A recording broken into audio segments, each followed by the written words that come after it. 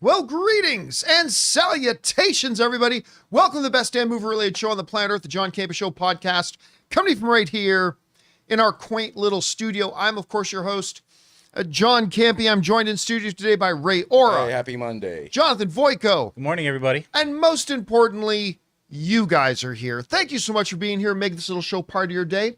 Here's how today's show is going to go.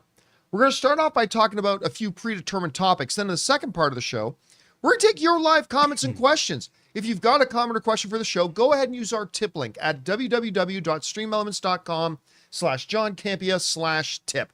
As long as we deem your question or comment appropriate to be addressed on our show, we'll address it in the second half. And hey, listen, the best thing about the tip link is that it's good 24 hours a day, 7 days a week. So if you're watching the show when it's not live, maybe later in the evening, you also can send in a question. We'll just address it on the next episode.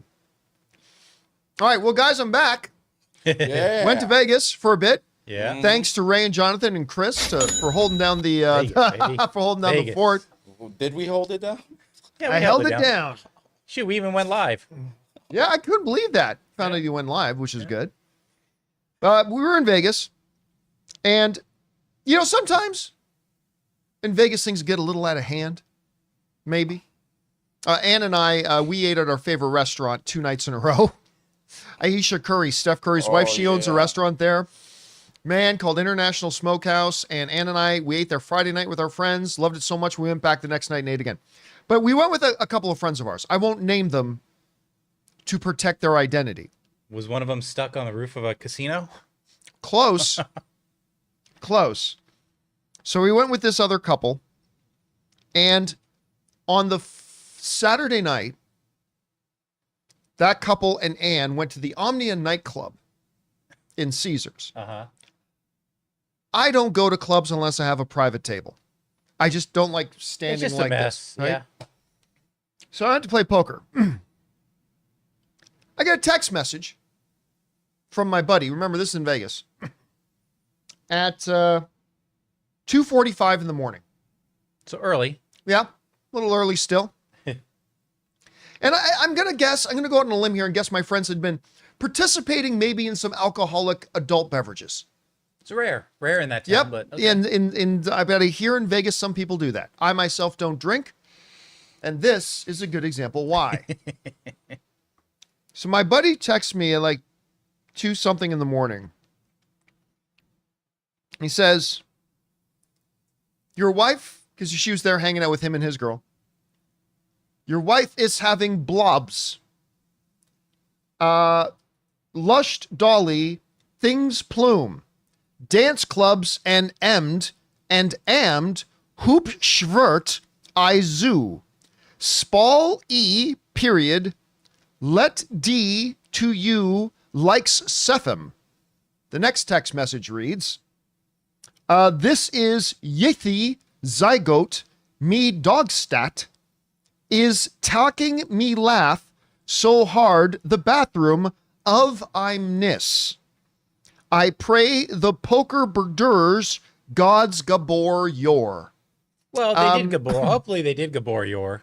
Yeah. Again, I'm not going to say the name of the person who you may or may not know. But yeah, these are the types of text messages one gets when you're out partying in Vegas. Yeah. Just the only thing you can do at that point is just text back. Sounds good, man. Yeah. No. When he texts me the next morning, he goes, oh my God, what did I text you last night? I'm like, dude, I screenshotted that shit. Kane Legion is writing in the live chat. So what's the problem? Yeah. I kind of understood it. Like, I kind of got the gist of what he was going for. Well, I've read it like 40 times. I still have no idea what he was talking about. Foreign. Obviously foreign. Some kind of Norwegian. All right. And by the way, I wanted to bring this up first before we get into our topics. So it's about a 3.5 hour drive back from Vegas. Mm-hmm.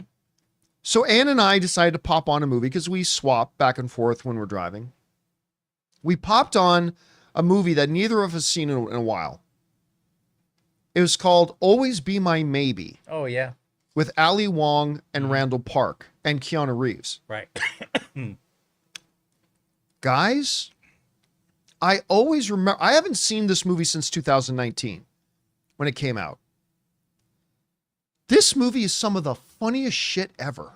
Mm-hmm. I knew I liked the movie, but we're watching it and I'm like, oh my God, this movie is hilarious. Like absolutely hilarious. And it's sweet and it's charming and you get kind of choked up. Like it has all the ingredients of a great rom-com. Yeah, it does kind of go back to like My Best Friend's Wedding vibes, like that kind of era. Not like it's like that movie, but like that era. Yeah, and I don't know if you had this picture up already that I've got. But yeah. I mean, and here's the interesting thing about it. I didn't realize, I knew Ali Wong wrote it. I didn't realize we're watching the credits. Ali Wong and Randall Park wrote it together.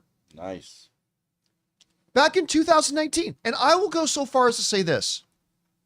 Always Be My Maybe. Yeah. I think it's a top 5 rom-com of all time. All time. I didn't think that before, but I'm watching it again. I'm like, this is absolutely amazing. And by the way, yeah, Junk in the live chat saying Keanu Reeves's role in this is absolutely hilarious. And I think a lot of people kind of forgot that he was in it, you know? Oh, listen, when we first sat down to watch it, I had no idea the guy was even in the movie. Mm-hmm. But he plays himself, only a total douchebag version of himself. And it's some of the funniest stuff ever. And I have no idea why Ali Wong and Randall Park, they don't have to star in another movie again, but I have no idea why they have not written another movie together. Mm-hmm. Because maybe they're working on stuff. This was gold. Mm-hmm. I know she went through divorce after this, and now she's dating, what's his name from Saturday Night Live. And he just had his show where he played a hitman. Oh, what's the dude's? I can't remember the guy. Bill Hader. Bill Hader. Yeah, Thank you.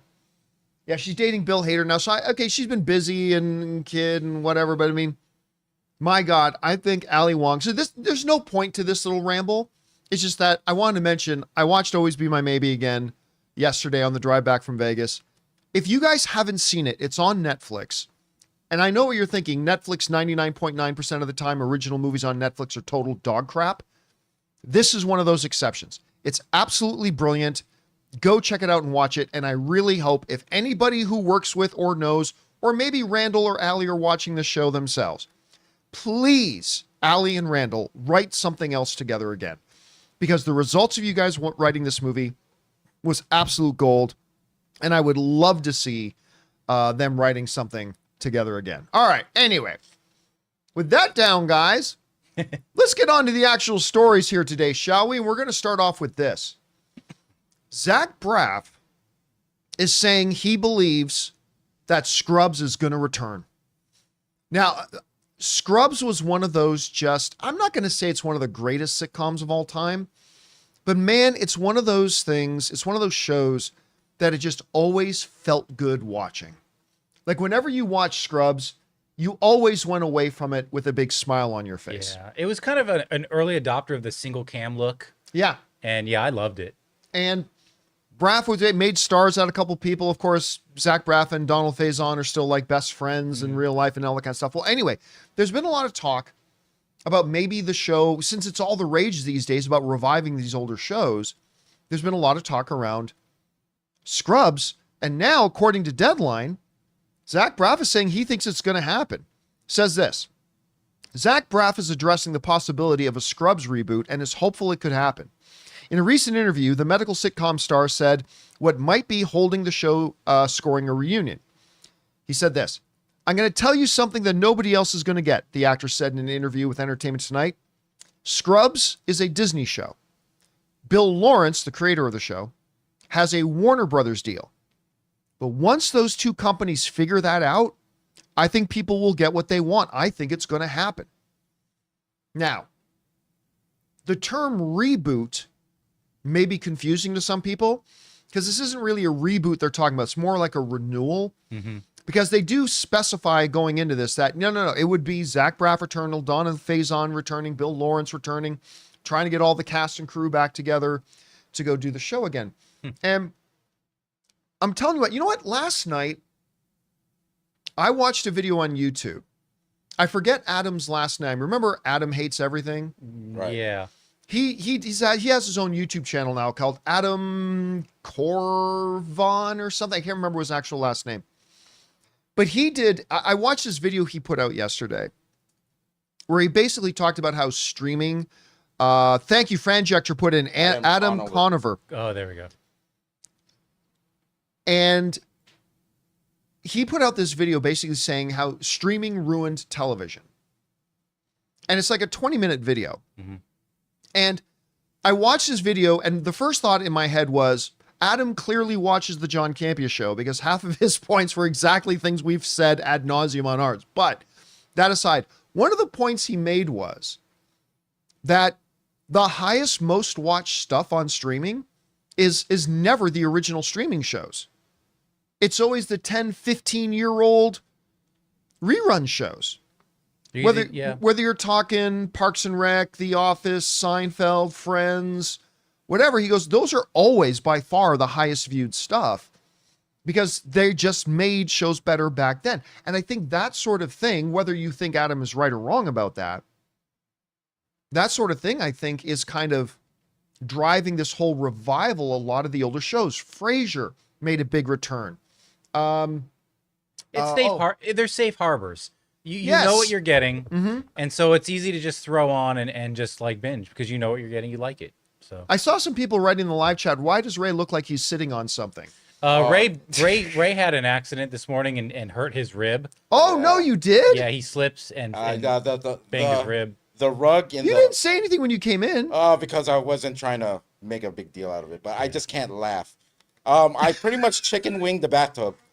Like when I was, Yeah, he no. slipped when I out was of it. trying to push in the thing to stop the water, the rug underneath, I slipped and I pretty much imagine an elbow drop, all my weight going like this On the edge of the tub? on the edge of the tub right Oh. Yeah, And so I told him he either fractured or bruised his rib, so he just has to give it time. here. Dude, why didn't you just go to why'd you come in? Why didn't you go to the doctors? Because I felt it and nothing really hurt. Right? And plus, like if it is like a small crack, I mean, Nothing you can do. there's nothing up Well, here. there's yeah, no- that's I true. just gotta heal. I just gotta be careful.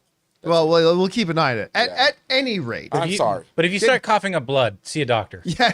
No, I'll just put foot powder on it. Okay, there you just go. put foot powder on it. It'll be fine in like 3 weeks.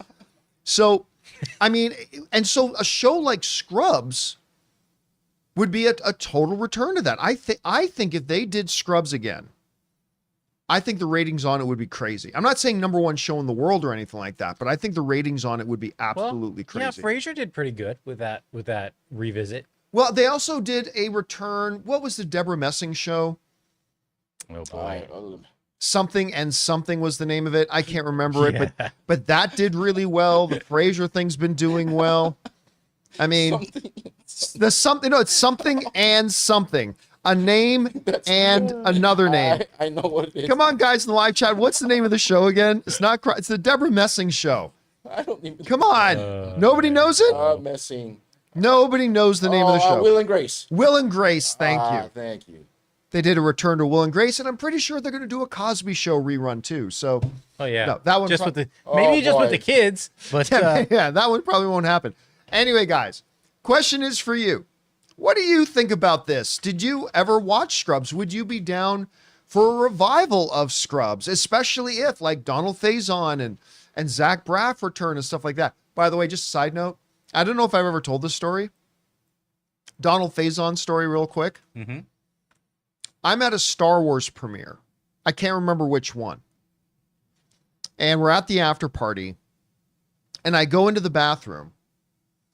And into the bathroom, there's only one urinal left. And into the bathroom comes you had Donald. to share it. Yeah, we had to share it. Donald Faison comes walking into the bathroom and comes into the stall next to me. And I take, oh, wow, it's Donald Faison. It's cool. And like 30 seconds later, still squeezing it out. And he's like, he looks over, he looks at me and I see that he's looking at me. I look over him, just two grown men standing in a urinal, goes, I love Jedi Council. Oh, nice. It was like, whoa, that was a cool moment. That was a cool moment of mine. When you first said Something and Something, I'm like, my mind goes to, oh, was it Simon and Simon? Yeah, the Deborah Messing classic. Simon and Simon. So yeah, me and Donald Faison had this awesome interaction once as we were standing there with our pants down and holding our dicks. It was a great moment. Jedi Council, baby. Love Jedi Council. It was a great moment. Anyway, all right, guys. With that down, let's move on to this, shall we? Speaking about TV shows returning, I've said it. I said I've always believed there's going to be a Ted Lasso season 4, and it now looks like there's going to be a Ted Lasso season 4. Deadline is saying Ted Lasso heads towards season 4, green light, with an option pickup for 3 core cast members. Now, this is a little technical, but I'll tell you why it's important and significant. So Deadline wrote this. Ted Lasso fans, this is not a drill. In a major step towards the long-awaited 4th season of Apple TV's hugely popular soccer comedy, the series studio Warner Brothers Television has picked up the options on the 3 original cast members who had been contracted under the aegis of the UK acting union Equity, according to sources that tell Deadline. They are Hannah Waddingham, who plays AFC Richmond owner Rebecca Walden, Brett Goldstein, who plays hardman Roy Kent, and Jeremy Swift, who plays Director of Football Operation Leslie Higgins. After securing the trio, the studio is expected to start reaching out to Ted Lasso cast members with SAG-AFTRA contracts whose options had expired. So they will need to make new deals. Okay, this is why this is significant. By picking up the options, because we always talk about around here that it's all well and good when a studio says they're planning on doing something, or they're working on something, or they're developing something, right? That's all fine. And sometimes those things come to fruition. Sometimes they don't. But when money starts changing hands, that's when things are getting a little bit more serious. And by picking up the options for people like Hannah Waddingham, Brett Goldstein, Jeremy Swift, money now has to exchange hands. You don't just get to pick up options for nothing.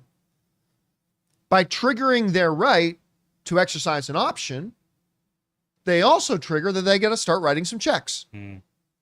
And when money starts changing hands, that's when things are a bit more serious. Now, some of you might be thinking, well, wait a minute, that's all well and good, but without Jason Sudeikis, without Ted Lasso, there's no Ted Lasso. Deadline points out something very key. They said this: starting the process for a season 4 greenlight indicates that the main Ted Lasso driving force on and off screen, Jason Sudeikis, is on board for a new installment. Because remember, he was the writer, one of the main producers as well. It indicates that he is on board for the new installment, as the studio would not have even proceeded without his go-ahead. So they're saying, all right, they've already picked up the options for those 3 main cast members. They wouldn't have even started this process unless they had already been talking to Jason Sudeikis. And the showrunner had already mentioned, hey, at the moment Jason says we're good to go, I'm back to run more shows. They've already said that everybody in the cast wants to do it. Now remember, going all the way back to when the finale happened for Ted Lasso, we pointed out that a week or 2 before the finale, the series finale, it had been listed as Ted Lasso series finale, Ted Lasso series finale, Ted Lasso series finale. Well, about a week before the finale aired, they changed the language. And they changed from calling it the Ted Lasso series finale to the Ted Lasso season finale. And then that's the verbiage they used all the way through. The season 3 finale, the season 3 finale, not the series finale, the season 3 finale. Now, a lot of people said they weren't 100% sure if they were going to come back, but I love this news. I personally think this is a great sign. Look, the thing about Ted Lasso, and I admit, I almost tapped out of Ted Lasso after the first episode. I didn't think the first episode was all that great. It was a little silly. Yeah, it felt a little like the whole series is a bit silly, but it didn't. But it didn't land. Like the whole sparkling water thing and all that. I was like, that's kind of weird. But everyone loved it. So, but my wife convinced me that we should keep watching it, and I'm so glad we did, because it is one of the warmest wonderful, joyous shows that I've seen in a long time. And again, there's no big villain in the show. I mean, people will quick to point out, well, wait a minute, her ex-husband is kind of the villain. Well, he's a jerk in it, and Nate becomes a jerk, sure, but there's no big evil thing that everybody's out fighting against. It's just good people doing good things, trying to accomplish a goal together. And don't get me wrong, I love great villains and I love great conflict stories, but it's nice in the midst of all those other ones to have a show like Ted Lasso. It was my palate cleanser after House of the Dragon. Oh, that's a good one. Cleanser. And really, it's the show that put Apple TV on the map, right? I mean, in many ways, morning show should have been that, but it never quite caught on, never caught the pop cultural zeitgeist like Ted Lasso did. And it really got them moving on. So anyway, guys, it looks like we are indeed going to get a Ted Lasso season 4. We don't know when, we don't know how long this is going to take and all this other kind of, which cast members can return, which won't. But whatever you guys think about this, jump down into the comment section below and let us know your thoughts. All right, guys. With that down, we still got to talk about the fact that James Gunn has been dropping hints that there are even more Guardians of the Galaxy cast members will be coming over to join the DCU. And huge news this weekend. It's official. James Spader is returning as Ultron for the Vision series, which is really amazing. That was going to be Robert California joining Vision Quest. God, that would be funny too. But we're going to talk about those things and a few things more. But before we do, we're going to take a quick second and thank a couple of sponsors of today's episode of the John Campea Show podcast, our friends at Gametime and Miracle Made.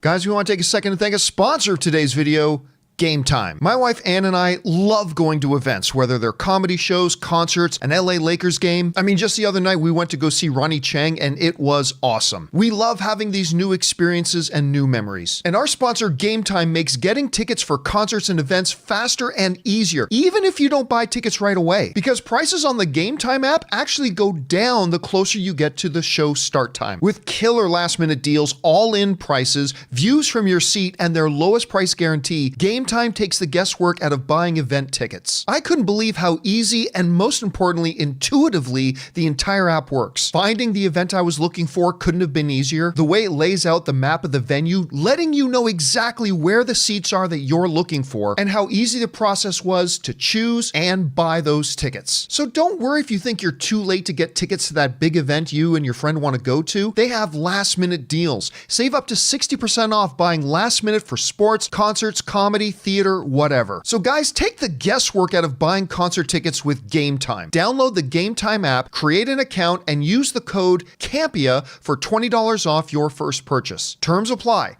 Again, create an account and redeem code CAMPEA, C-A-M-P-E-A, for $20 off. Download Gametime today. Last minute tickets, lowest price, guaranteed. Guys, we want to take a second to thank a sponsor of today's episode, Miracle Made. Guys, it's hot outside and your nighttime bedroom temperature has a huge impact on your sleep quality. So if you wake up too hot or too cold, I highly recommend you check out Miracle Made's bed sheets. Miracle Made sheets are inspired by NASA and use silver-infused fabrics that are temperature regulating so you can sleep at the perfect temperature all night long. There are just so many things that make these sheets so fantastic. We already mentioned the self-cooling properties for better quality sleep, but they're also self-cleaning. These sheets are infused with silver that prevent up to 99.7% of bacterial growth, leaving them to stay cleaner and fresh 3 times longer than other sheets. No more gross odors. So go to trymiracle.com/Campea. That's TRYMIRACLE.com/Campea to try Miracle Made sheets today. And whether you're buying them for yourself or as a gift for a loved one, if you order today, you can save over 40%. And if you use our promo code Campea at checkout, you'll get 3 free towels and save an extra 20%. Miracle is so confident in their product, it's backed with a 30-day money-back guarantee. So if you aren't 100% satisfied, you'll get a full refund. So upgrade your sleep with Miracle Made. Go to trymiracle.com/Campea and use the code Campea to claim your free 3-piece towel set and save over 40% off. Again, that's trymiracle.com/Campea to treat yourself. Thank you, Miracle Made, for sponsoring this episode. And thank you to our friends at Gametime and Miracle Made for sponsoring today's episode. All right, with that down, guys, let's move on to this, shall we? James Gunn, of course, the director of the upcoming Superman movie, directed the Guardians of the Galaxy films, and he's now the co-CEO of DC Studios, which is still amazing. Still haven't wrapped my head around that. He's been dropping hints lately, a number of times. We've talked about it on the show, that we could be seeing Guardians of the Galaxy cast members coming on over and joining the DCU as well. The latest kind of hint just came in an interview, or not an interview, but an interaction he was having on social media. So Deadline headlines, James Gunn hints more Guardians of the Galaxy stars will soon join the DCU. So what happened was somebody on social media asked him, if you had a chance to cast any of the Guardians of the Galaxy stars in the DC universe, who would you cast them as? A fan asked him on Threads, to which James Gunn responded, well, that would be a spoiler, wouldn't it? And again, on its own, that statement would not necessarily mean anything. Right. But it's just the latest. He's been dropping little hints and teases all the time about the idea that some of his Guardians of the Galaxy cast may come and join the DCU as well. And what a hell of a cast it is. So I thought it would be fun for a second for us to run down some of these cast members and what we think the chances are of those particular cast members joining the DCU. Mm-hmm. Let's start off with an obvious one. Yes, the answer is yes. Sean Gunn.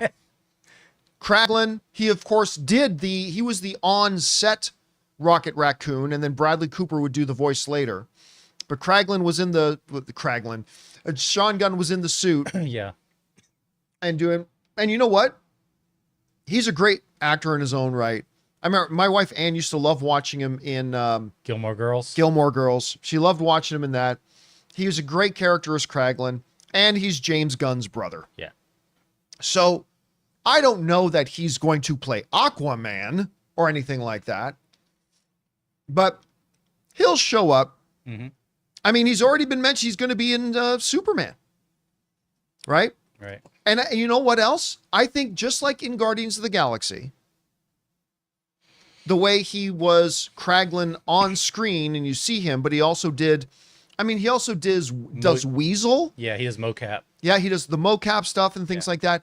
I think not only will we see him in Superman, we're also going to see him do other things there as well. Because again, he's already Weasel, and I think he'll be even more things as time goes on. So obviously getting the big obvious one out of the way since he's already cast in there, Sean Gunn. All right. Next one up is interesting. Karen Gillan. I love her as Nebula.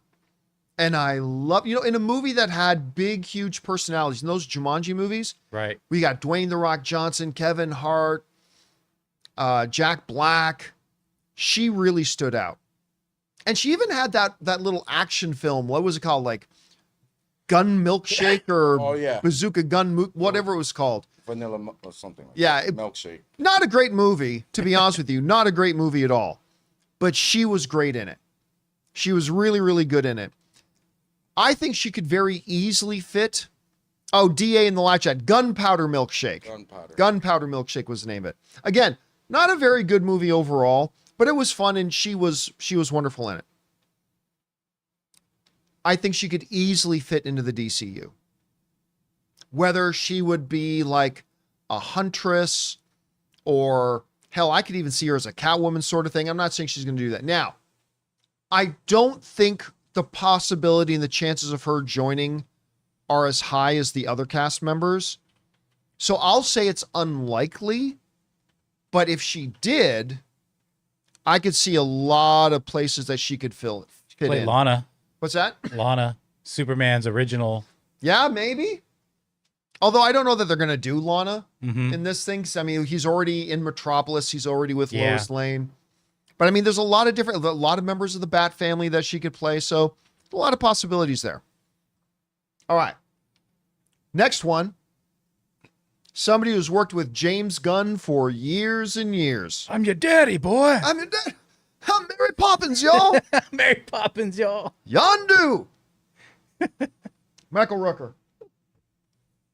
Listen, I will go so far as to say, not as certain as Sean Gunn, because Sean Gunn's already in it. It's 100%. Michael Rooker and James Gunn, he just works on almost every project that James Gunn works on to some degree or another. And you know what? I mean, he can't, they've already cast it. Damn, he would have made a good Perry White. I think he would have made a great Perry White. Oh, yeah. But there's a lot of other characters he could play as well. Just the relation. Again, I'm not necessarily think he's going to pop up in Brave and the Bold or in a movie in the next 2 to 3 years.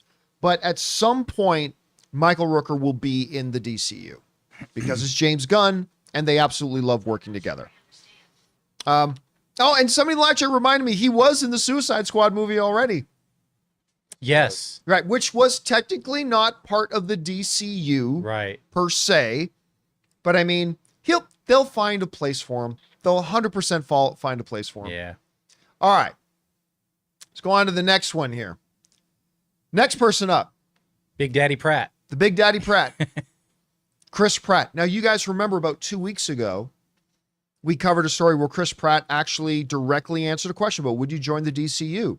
And he said, absolutely. He said, the right role for me. I love working with James.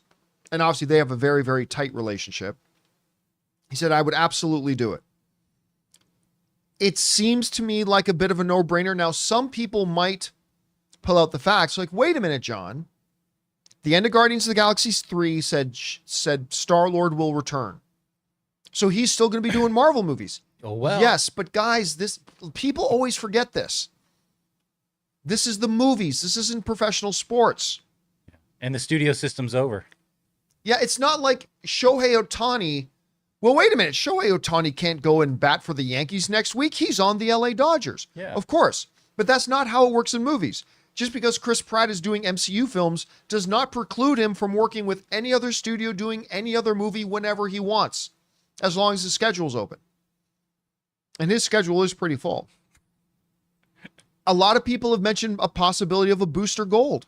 That's like the go-to for sure. Yeah, I mean, that to me seems like the no-brainer one. But there's also a lot of other different roles he could play. Again, G-Man in the live chat, Plastic Man. Mm-hmm. They got to get somebody good for Plastic Man. Although Chris Carr has a great pick for Plastic Man. Voice of Sonic. John Ralphio. Ben Schwartz. Not Jason Schwartz. Ben Schwartz, you're right. Ben Schwartz, yeah. She likes Ben Schwartz. I kind of like Chris Pratt, but I go there's a 50-50 chance. 50-50 chance that Chris Pratt ends up being in the DCU. All right.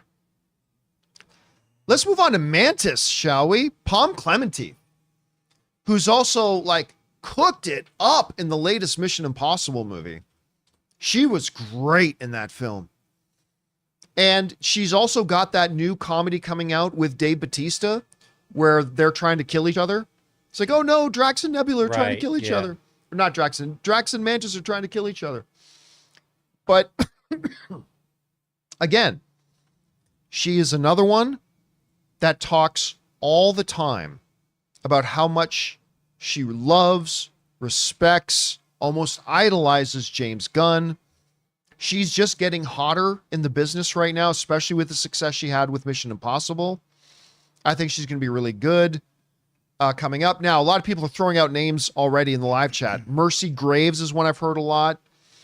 Talia Al Ghul would be a neat one. Some people could see her as a Harley. I could totally see her as a Harley Quinn. Lady Shiva, Huntress. I mean, there's a lot of possibilities. I don't see her as Wonder Woman. I see a few people writing in Wonder Woman. I don't see her as a Wonder Woman, but there's a lot of different places there. I'll say a 30% chance. 30% chance. I think we see her pop up in the DCU at some point. All right. Let's move on to the guy who maybe loves James Gunn more than anybody else. Dave Bautista. You want to know how much Dave Bautista loves James Gunn? Back when, this is now going back years, but back when James Gunn got fired from Marvel, when like a decade-old tweet came up Dave Bautista, like, whereas all the members of the Guardians of the Galaxy, all the cast of the Guardians of the Galaxy came out and supported James Gunn, Dave Bautista was the most militant. He was basically F you Disney. I'm done with you. Like, all that, like, you're not working with James, you're not working with me. Like, that sort of attitude. Right? And for a guy who's not exactly an A-lister in the business, that's a ballsy thing to do. That's burning some bridges right there. But that's how much he had James Gunn's back. Now, Dave Bautista already made it public. Remember, this was last year, that he wanted to play Bane. But apparently, according to him, that fell through. Well, looking at the slate, I would say he would make a great Swamp Thing. Oh, he'd be pretty cool as Because, Swamp like, Thing. looking at the slate, like, if we're talking about Phase 1, Swamp Thing's listed in that the James Gunn slate. Yeah, again, I don't know if it's going to take 3, 4, 5 years to get to it, but he could be good in that. But listen, there's a lot. Look, I've said this for a long time.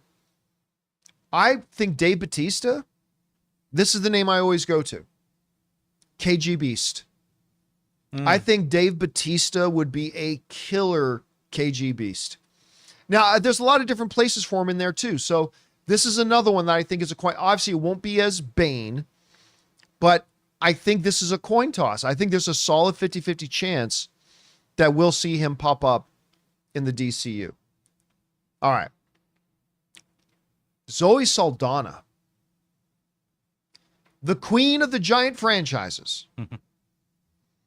She's big star in not just Guardians in the Marvel Cinematic Universe, but became a key role player in Infinity War and Endgame. And the biggest franchise in history, the Avatar franchise, on a per film average basis, that is. She did her Lioness show recently. She's incredibly hot. It's like in her career right now. And while she's talked recently about maybe wanting to move a bit away from franchises, I think working with James, and if it was the right role, and I'm not sure what that role would be, to be honest with you. Like all the other names we've brought up so far, 3 or 4 character possibilities instantly popped into mind. I'm not quite sure who she could be. I don't have an instant role in my head about, who she could instantly jump in and play that role. But again, her relationship with James Gunn is great. She's an incredibly hot place in her career right now. And you can't scoff at the success that she's had, even if you're her. So I'd say, again, around a 30% chance. 30% chance that she ends up joining the DCU. Last name on the list, Bradley Cooper. Now, of course, James Gunn and Bradley Cooper, they did that one interview together like a year ago, which was so much fun to watch them talking to each other. It was totally great. Bradley Cooper is a multi-Oscar nominated dude, all this kind of stuff, and everybody loves him as the voice of Rocket. I will say this one has the lowest chance of happening. Bradley Cooper is already in that phase of his career where I think he's chasing Oscars. I think he's chasing legacy right now. Yeah, and he wants to be a director. I mean, he is a director, but he wants to focus on that. Yeah. Now, that raises an interesting possibility. Then as soon as I said that, the same thing, I was like, oh, wait. What if James Gunn were to go to him? Because remember, he is the boss. Yeah. And says, tell you what, Bradley, pick a character that interests you and you can star in it and direct it. Then I think you got something. Now, of course, he's trying to make things like Maestro. Yeah. But maybe that becomes appealing to him. I still think it's the lowest of all the possibilities. Maybe he could do a voice in Creature Commandos as a side thing for Yeah, James I mean, they've already got their cast, but they do? but for other Okay. things, right? For other things. Right. Maybe he could come in and just do voice work again like he did for that. But again, I think this would be the most interesting. Like if you could get a Bradley Cooper to join the DCU, that would be huge. Even if it meant letting him direct some stuff, which by the way, would not be a bad thing at all to let Bradley Cooper direct. But again, I think, Mario in the live chat gave a great one. Harvey Dent. Bradley Cooper as Harvey Dent. that you do a Two-Face standalone film and let him direct that could be pretty fun. I also find it interesting, the cast, to see which one of them will actually get a lead role, like be the star of the film, versus just like versus a part of a team or something like that. Right. I believe all these actors on this list can lead a movie, like with the right character. It's just that it'd be interesting to see how he shuffles them if they do all come to the DCU. I still haven't become convinced that Palm could lead a movie yet. Right. She's great as a role player. Like, I love watching her as a role player. And I'm still not 100% that Bautista can lead a film yet. I think I just vision him as Swamp Thing, and I think he'll do fine as that. So, yeah, I think Bradley Cooper is like a 10% chance. Yeah. 10% chance.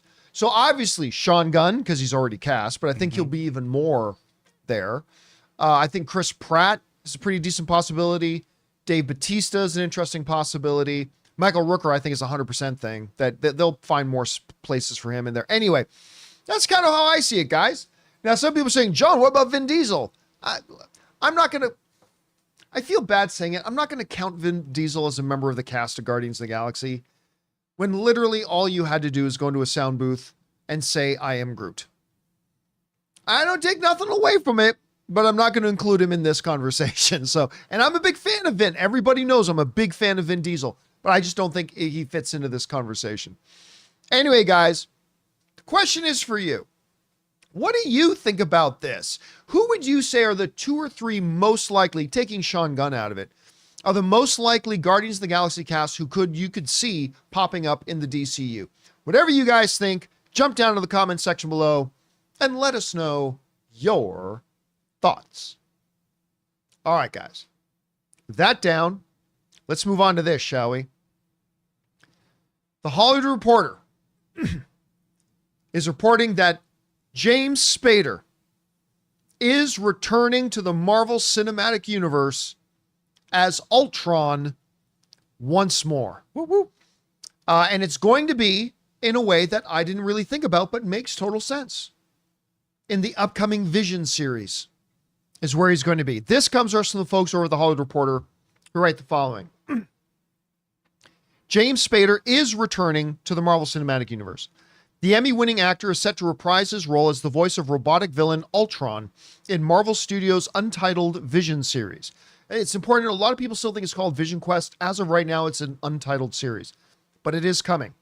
The follow-up series to its acclaimed WandaVision show. He first played the role in 2015's Avengers: Age of Ultron. Paul Bettany is reprising his role as Vision, the android who fell in love with the Scarlet Witch and then was destroyed by Thanos in Avengers: Infinity War. Actually, he was destroyed twice. In WandaVision, he returned via magic and the power of grief, but also as a rebuilt android, now ghostly white. Okay. We have talked for a while about, listen, there is not much that gets me excited about Marvel on Disney+. Agatha All Along is one of them, because again, I love the Agatha character in the WandaVision series. I love Catherine Hahn. I think this series is going to be really good. But I'd be lying to you if I told you that I was all that excited for Wonder Man. Not that I'm saying the show can't be good. I'm not even saying the show can't be great. I'm just saying I'd be lying if I told you I was excited about it. I'd be lying if I told you that I was excited about Ironheart. I'm just not that excited about Ironheart. But I would have been excited about Iron Wars, but then they decided to change that into a movie. So, but Vision, doing Vision with Terry Matalas showrunning it, the guy who was the showrunner for the beloved and celebrated Picard season 3. The one thing that Star Trek has done in the last 20 years that Robert Meyer Burnett actually likes. Loves, as a matter of fact. So Terry Matalas is running it. Paul Bettany returning. This has been one of the few Marvel things coming to Disney Plus that I've actually been excited about. When they announced that it was officially happening, super stoked. Bringing back James Spader as the voice of Ultron. I'm telling you what, man, I still remember when the first trailers came out for Age of Ultron.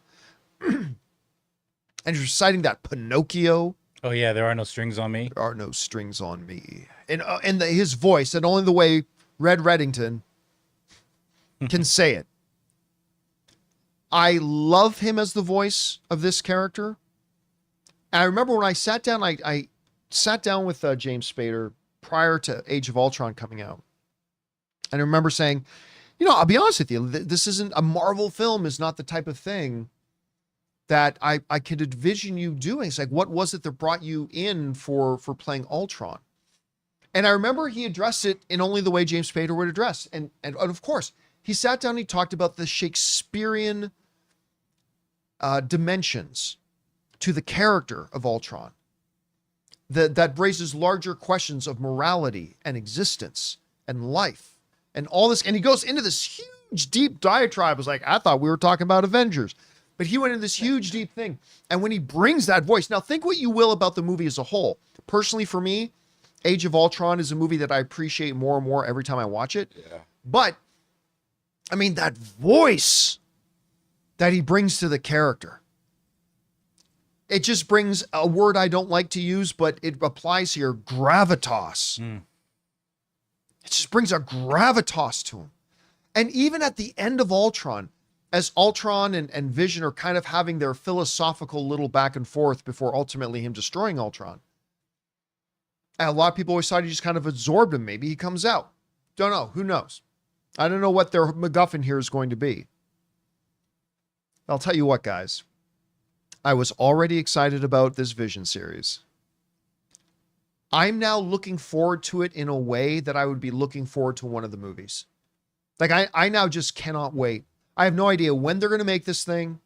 I think they said they're going to aim to start shooting in 2025. I don't know when it's going to be aiming to come out. My guess is probably going to come out in 2026. But I'll tell you what, guys, I am so excited for this show now.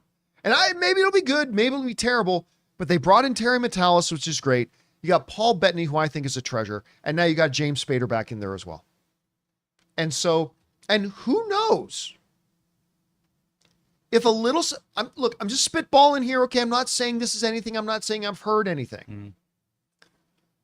But who knows if maybe something that happens in this series introduces, I don't know, Doombots.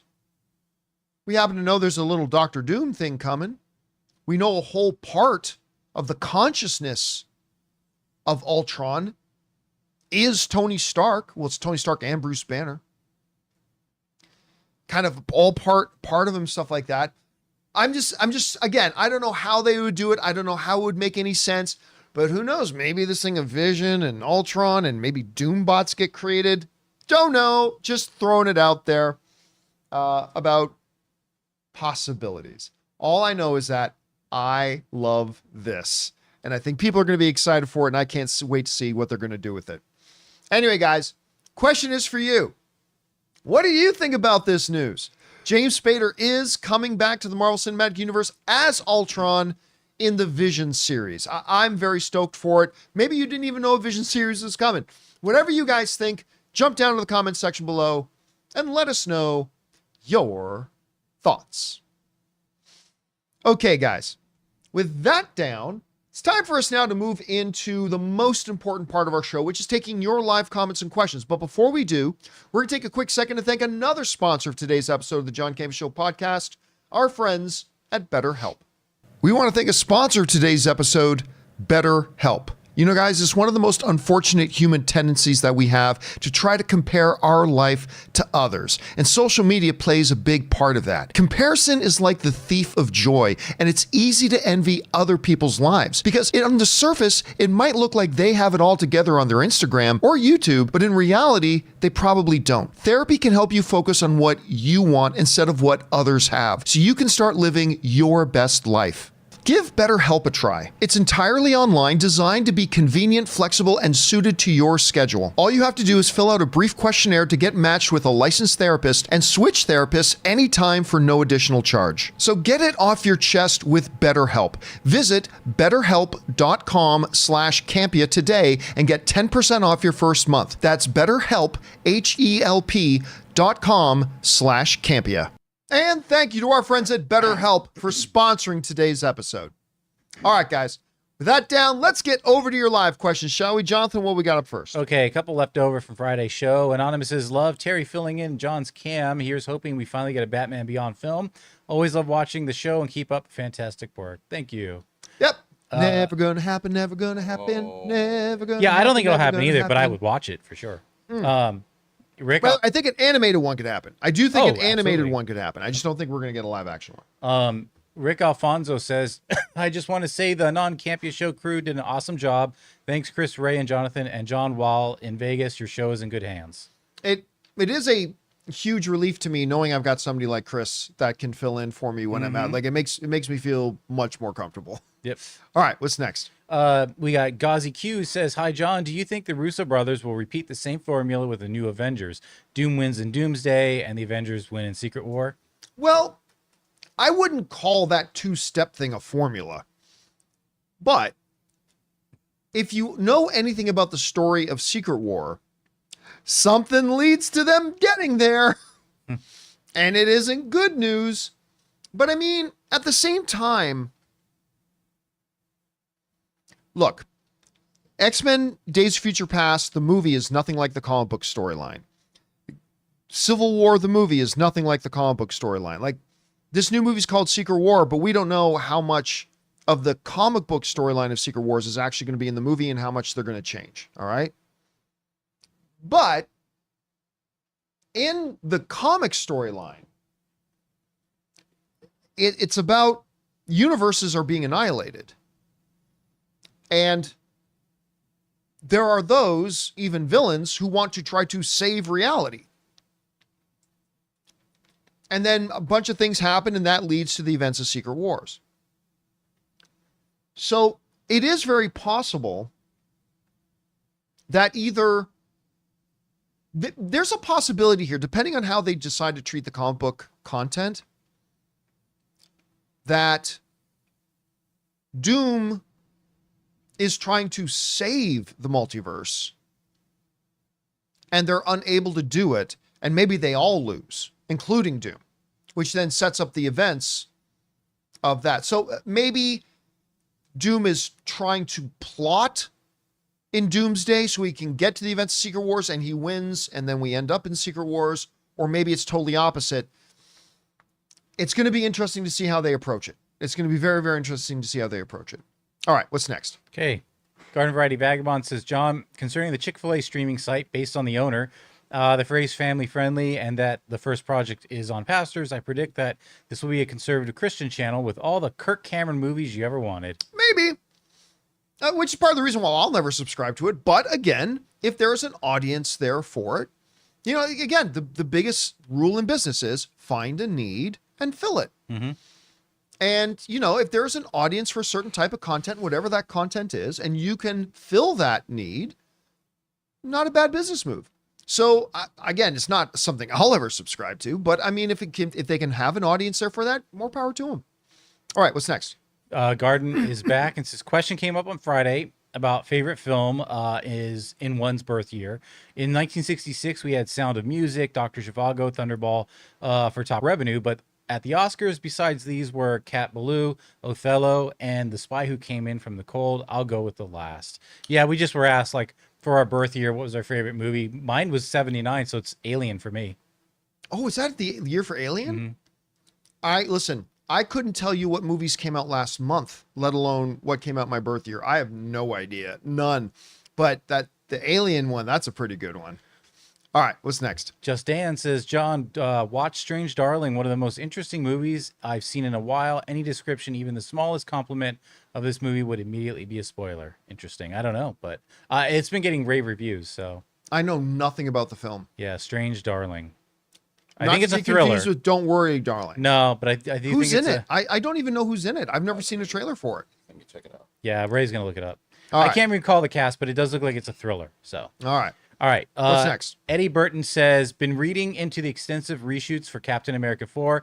Considering the time it takes to film a movie, would it be an exaggeration to say Marvel basically started from scratch, filmed an entirely new movie?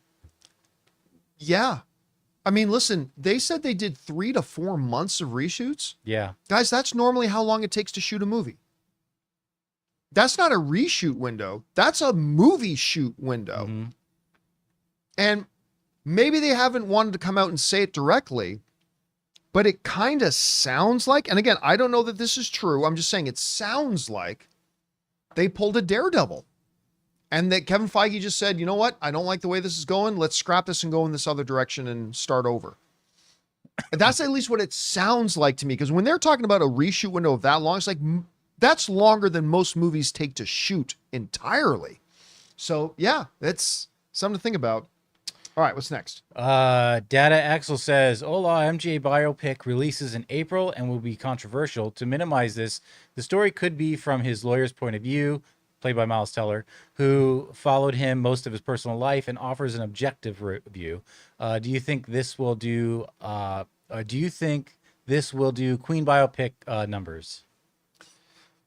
You know, I was never really sure about, first of all, for the longest time, like everybody would always ask me for years, why hasn't there been a Michael Jackson biopic? Why hasn't there been a Michael Jackson biopic? I said, because that's a tough nut to crack, man. Because no matter what you do in that movie, half the people are going to hate you for it.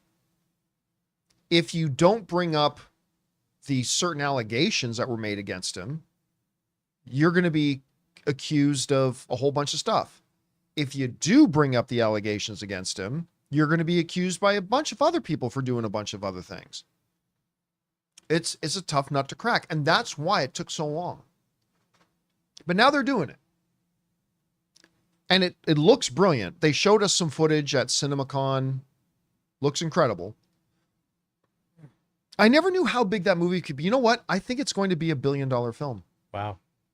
I didn't realize because I really honestly think this is going to be $1 billion film. Yeah. For global markets, I would not be surprised.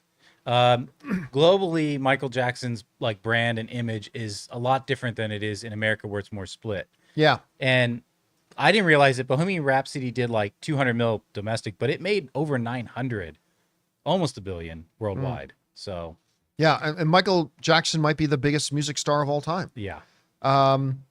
And you know what? The controversy might add to it. So, again, this all depends. If the movie's crap, and if the movie's terrible, then it's not going to be $1 billion film. But I honestly think this is going to end up being $1 billion film. It could be the biggest. I think this would be the biggest musical biopic of all time. All right, what's next? Full Boil says, I just went to an AMC theater and there were 24 minutes of ads. I used to go to ArcLight. ArcLight. I missed ArcLight. And they would literally only show 3 trailers. That was the rule. Do you think that there will ever be fewer ads in the near future? Yes, Nicole Kidman haunted us. Hopefully, I mean.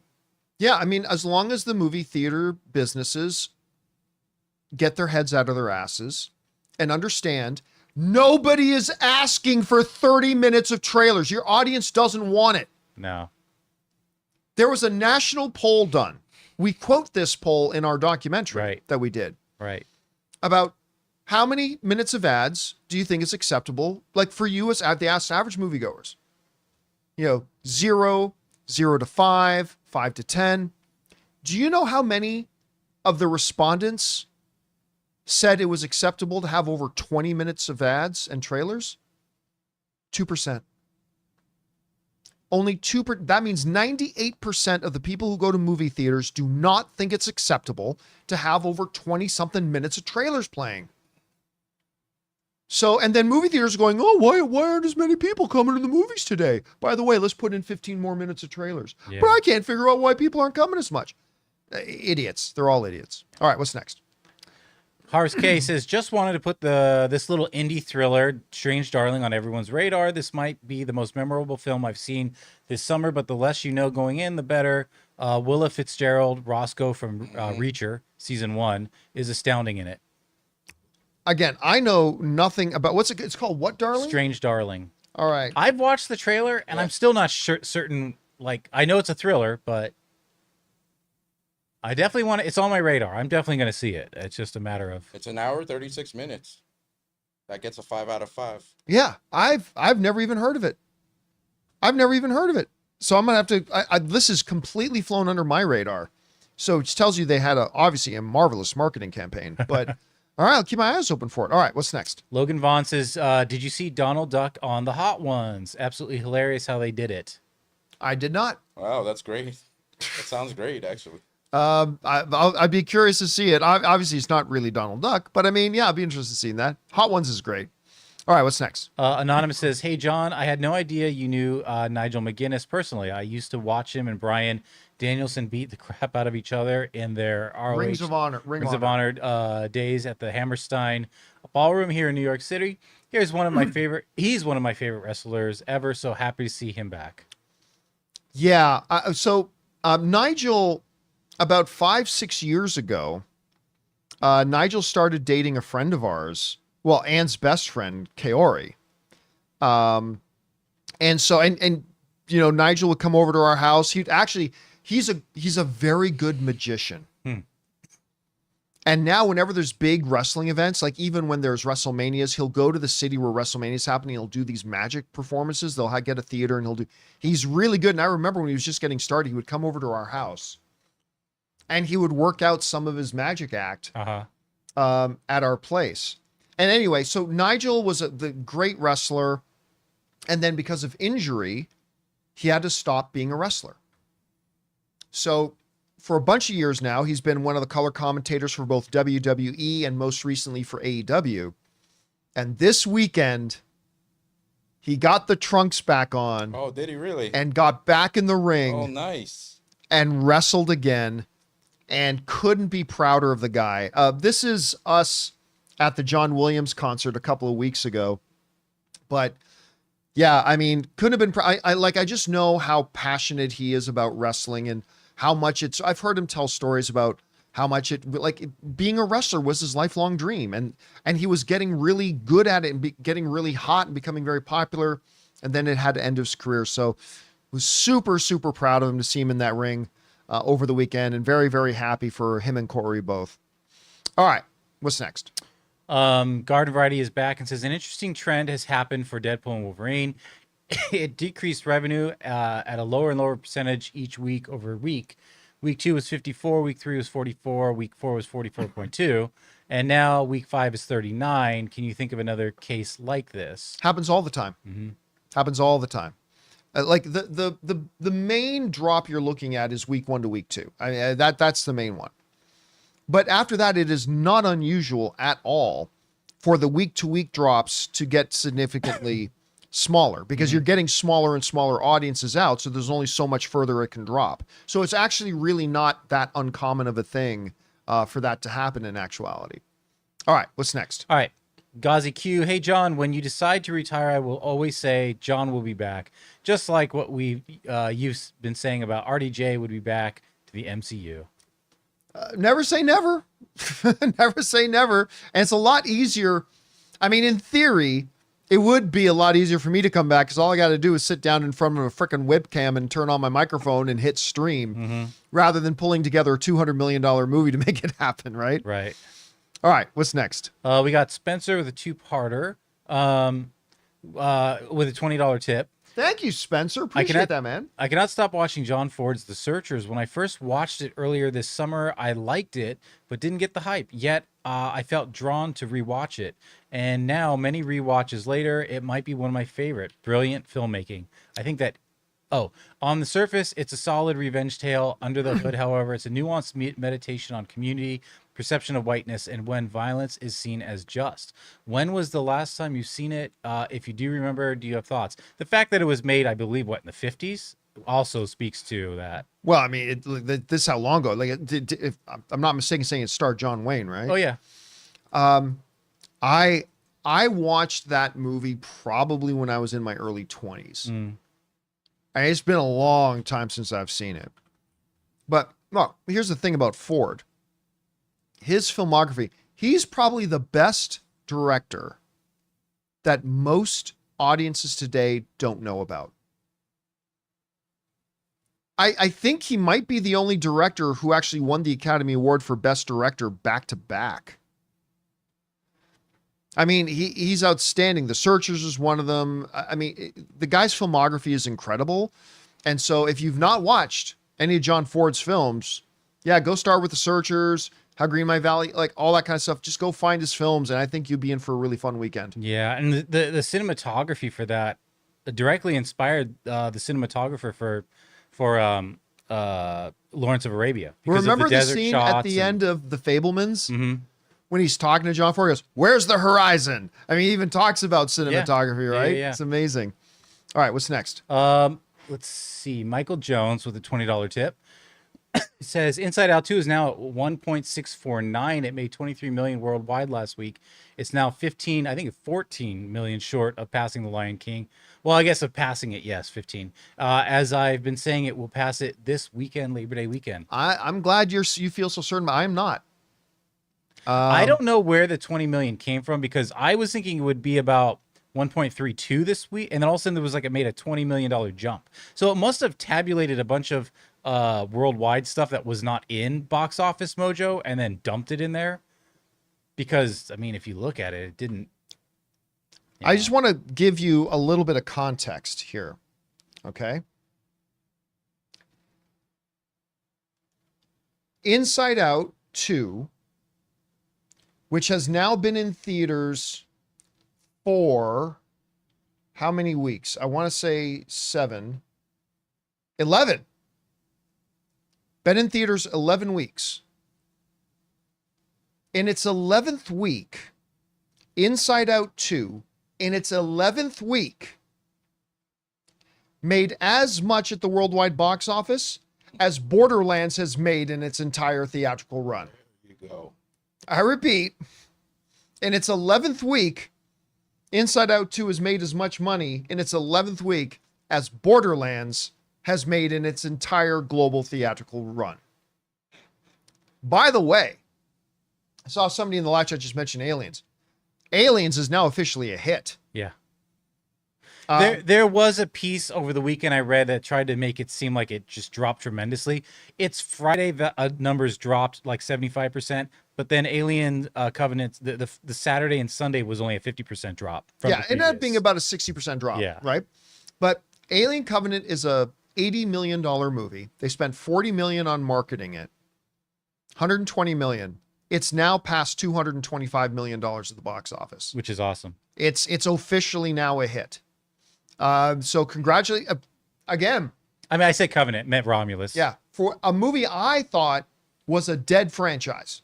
I thought Alien was a dead franchise. This place is dead. And for this to anyway. come out and make this type of box office on the kind of budget it had is pretty impressive.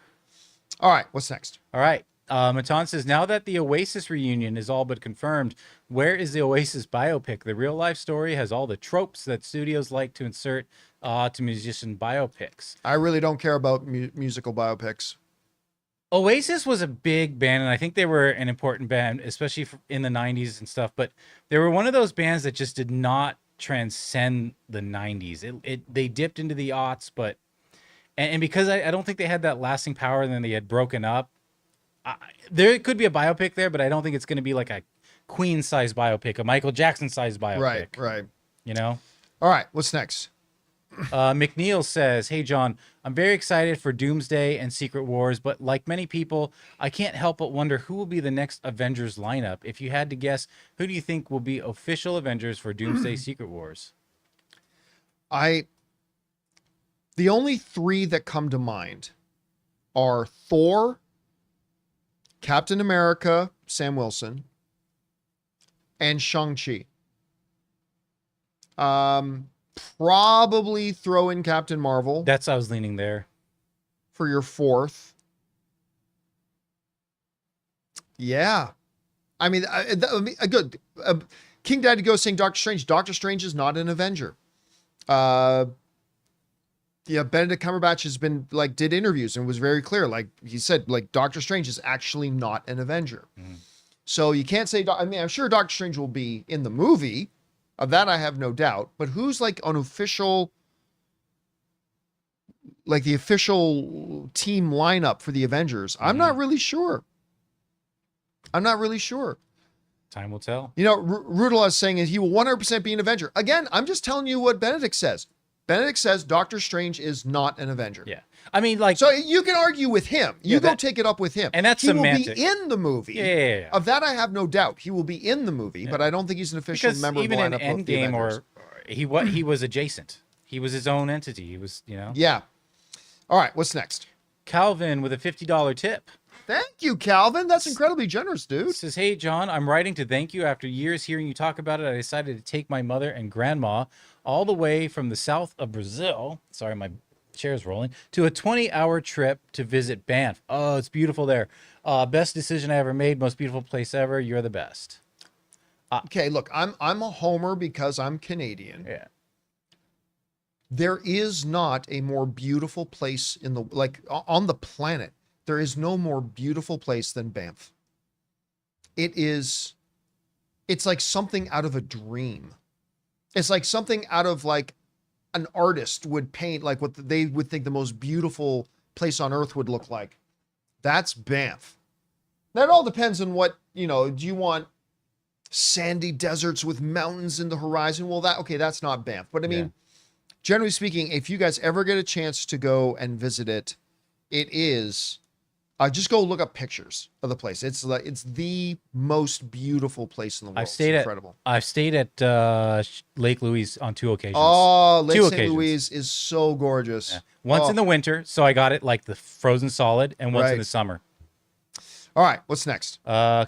And by the way, again, thank you for supporting us on that Yeah, level. That's an definitely. incredibly generous tip, man. Thank you so much for that. Kyle Ginger says, you often said that Chris Evans and RDJ were the heart of the MCU. With RDJ returning as Doom, can RDJ still fill that spot as the heart of the MCU as a villain? No, I don't think so. Because when I would say that, it was really more that Tony Stark and Steve Rogers were the heart and soul of the MCU. I would just say them as the name of the actors, but those two characters were the identity of the MCU. They were the heartbeat and the soul of the franchise. The franchise really did revolve around them. They didn't have to be your favorite characters, but the MCU franchise revolved around Captain America and Tony Stark. Even in movies that they weren't in, you could feel their presence in it, right? And when they left, that created a gap that, frankly, Marvel has not been able to fill. And the very identity of the Marvel Cinematic Universe has been much more nebulous because Tony and Steve aren't there. So because I think it's the characters, not the actors, I don't think that Doom replaces Tony Stark as the heart of the MCU. So no, I think the answer to that is no. All right, what's next? Mr. I says, yes, the NFL preseason is over. Can't wait for the NFL season to start. Sorry, Ray, but here go Brownies. Here we go. Woof, woof. I don't know what brownies are, but I'll tell you what. the Browns, okay. If Slim Shady can stay healthy, if Burrow can stay healthy, because you know what? The Crow. Without Burrow in the lineup for a lot of the season last year because of his injuries, Cincinnati was in the hunt for a playoff spot without their top flight quarterback. And they almost got into the playoffs. We'll see how they do, but if Burrow can stay healthy, the Bengals are going to be a problem. I'm not saying they're going to win the Super Bowl this year, but I mean, they are going to be a problem. And that division is going to be tough. Yeah, that division is just, it's always scary. I mean, there's a lot of good teams that actually have young rookies. A lot of teams shuffled around. There's some teams that we all know, we won't mention their names, still need a lot of work, but yeah, it'll be a good season. Which teams need a lot of work? Like the ones, you know what teams. I have no idea who you're talking about. You know what teams. You keep saying that, but I'm telling you, I have no idea what you're talking about. Teams. Oh, God. By the way, here's a quick little thing, but Oh, since we were in Vegas, we were just like, oh, the 49ers and the Raiders are playing tonight. And we decided impromptu, Ann said, you want to just go to the Raider game tonight? It was just a preseason game. Ann's team is the Bengals, but she also really likes the Raiders. And got to go and watch Purdy play some down, watch Kittle play a little bit. The human cheat code, Christian McCaffrey didn't play. He didn't suit up, but still it was pretty fun going there. They don't want him injured. Yeah. All right. What's next? Mr. I says, with how much you guys talked about 40X, I looked up the closest one to Cleveland, Ohio. Syracuse, New York is the closest. I'm Oh, so boy. bummed. And you know what? I'm not surprised. Yeah. Because, first of all, any modern movie theater is an expensive thing to make. A 4DX theater must be ridiculously expensive to make.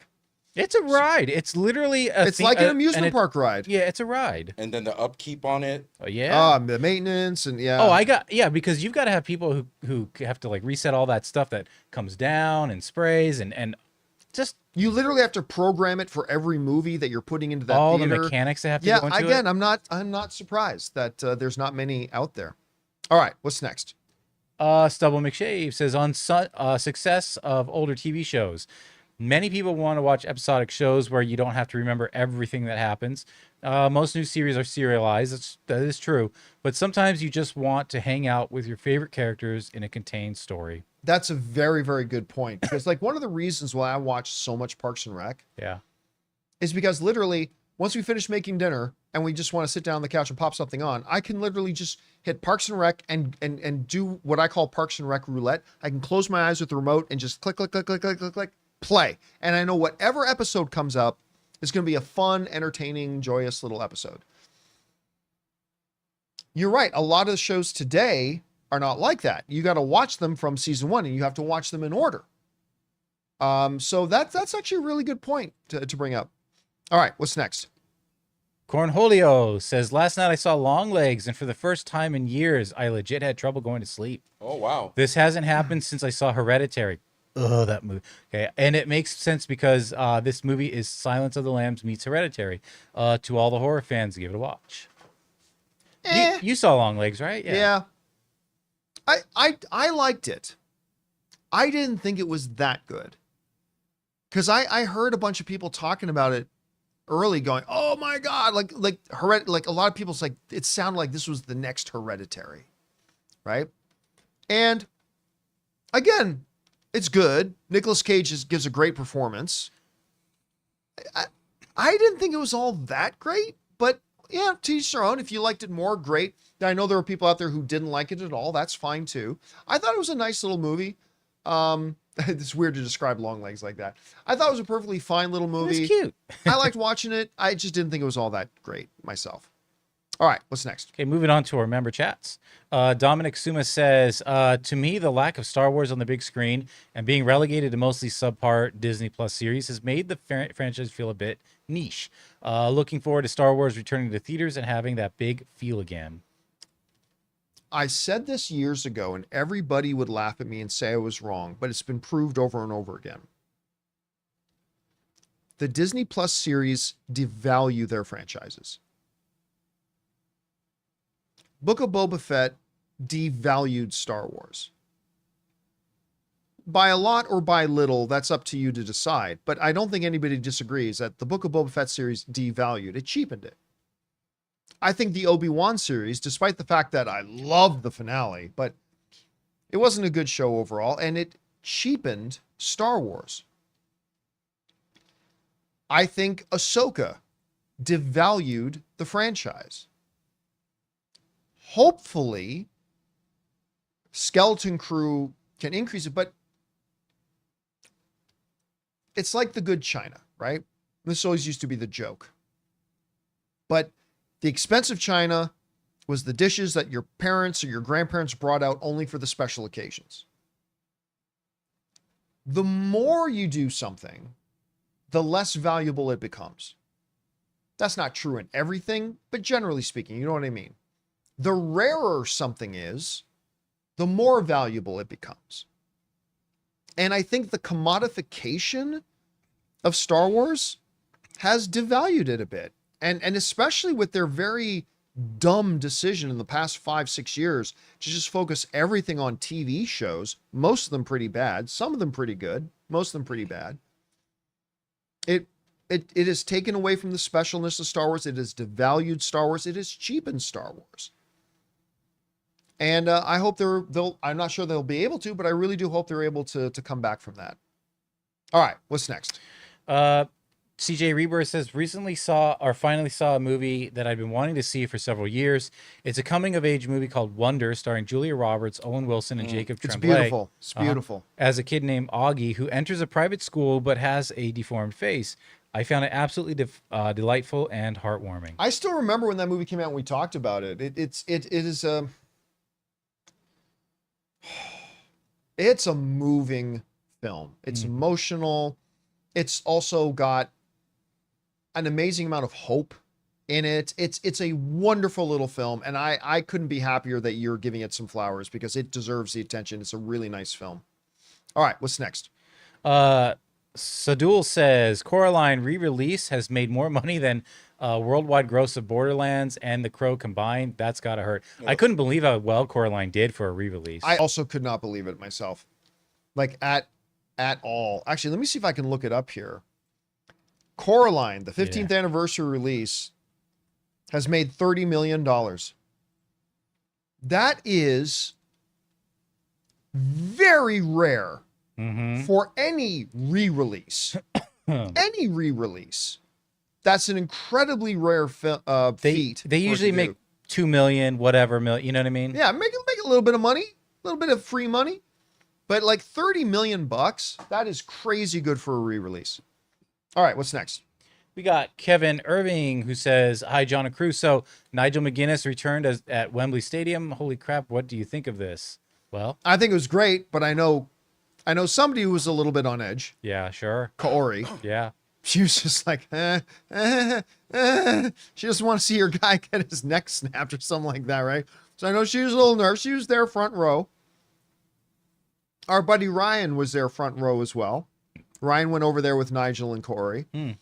And, but yeah, couldn't be happier for him though. It was to hear that big pop, to see that one shot of Nigel at the end of the ramp like this in front of 90,000 people in Wembley Stadium in London. What a rush, huh?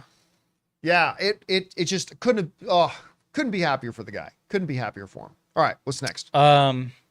Joe Howland says, "Hey, John and crew, hope your day is going well. I just want to say congratulations to all of you for making it to the 300, I think he means million views. I think you guys are all awesome. Keep bringing on the filthy." Well, what was the exact number? It's no, the actual number here, I'll bring it up. It was definitely not 300,000. But yesterday, there it is. Yeah, 350 million. Yesterday, I got notified that the channel has officially crossed 350 million views. Right on. Which clearly is more than I ever thought the channel would ever get. I mean, I never thought we would get to the 100 million. It still feels like yesterday we had the 100 million view party. Oh, I know. But yeah, 350 million views. So as I said in my social media post, a very heartfelt thank you to all of you guys who watch this Canadian nobody who makes little videos out of his garage. Thank you so much. And on to 400 million, I guess. Yeah. All right, what's next? Stephanie says, "Happy Monday. I saw Blink twice last week at the advanced screening. Very trippy movie. Very Layer of the Lotus Eaters vibe, but none the less a very good ending. By the way, Ray, did you ever see Young Woman in the Sea? I really think you would love it. It's on Disney Plus." I did. You did watch it. I absolutely love that movie. It's great. I wish I saw it in theater just to give it some money, but yeah, everyone should see it. It's very inspirational. Now, just for people who don't know, that's the Daisy Ridley film. Yeah. Oh, I'm glad you watched that. And the story is that she was crossing the True channel. story, yeah. Is she crossing the channel? Was that the English channel? Okay, cool. By the way, I have been very interested to see Blink twice. It's got a good rating. Yeah, I want to see it too. But again, we went to Vegas this weekend, so I didn't have a chance to see it. But I'm going to watch it sometime this week. Starring Gambit. Yeah. That's right. Make a name for myself. That's right. All right, last question of the day. What's next? Sir Malmston says, "In a Rolling Stone column titled 'Can the Best of Star Wars Survive the Worst of Its Fans?' it sounded like Acolyte Season 2 was canceled because of fan backlash. Can the best of Star Wars survive the worst of its fans? Do you think Disney is handling the fan base the right way?" Well, I mean, it got canceled because people didn't like the show. Yeah, regardless. I mean, that's why it got canceled. It's because it wasn't a good show. I mean, I was somebody who was enthusiastically looking forward to this show. I was so excited. I think the cast looked good. The showrunner is excellent. All that kind of stuff. I love the whole concept of it. I was so stoked for The Acolyte. That's what we're talking about, right? The Yeah. Acolyte? Yeah. So, I was your audience, man. And it was a bad show. Now, that's, of course, a subjective opinion. There are people out there who enjoyed the show, and I'm Really I'm like happy it, if yeah. you did. I'm super happy if you did. But the reality is that a lot more people felt about it the way I felt about it, which was it was just bad writing, bad dialogue, unbelievable scenarios that they created. It just made it unwatchable to the point that I had to tap out and I couldn't even finish the show. So that's, if that's what they mean by backlash, Yeah. sure. But that's why the show got canceled. And its numbers kept declining. You know, shows like WandaVision, week after week, the numbers went up and up and up and up and up. The numbers on Acolyte every week, they're going down and down and down and down. And then you expect a big spike for its finale. But even its finale only hit number 10 that week on the Nielsen charts. Right. Too many people are trying to come up with some magical things. Oh, this is why it had. It was a show that nobody watched. Yeah. It decreased in its viewership week after week after week. And generally speaking, most people didn't like it. It's not some magic nuclear science formula here, guys. That's why the show got canceled and probably why it deserved to get canceled. All right, guys. With that down, that'll do it for today's installment of the John Campea Show podcast. Thank you so much for being here, making our little show part of your day. Big special thank you to all of you guys who sent in those questions. Number one, because it gave us fun things to talk about. But number two, you supported our channel as you did it, and all of us involved with the show. Thank you guys so very much for your support. I want to thank the people in the room with me, Ray see Ora, you guys tomorrow. Jonathan Voiko. See you guys. We'll be back in tomorrow. Chris Carr will be back in tomorrow joining us in the room. We hope you guys will be back as well. So until next time, my friends, bye-bye.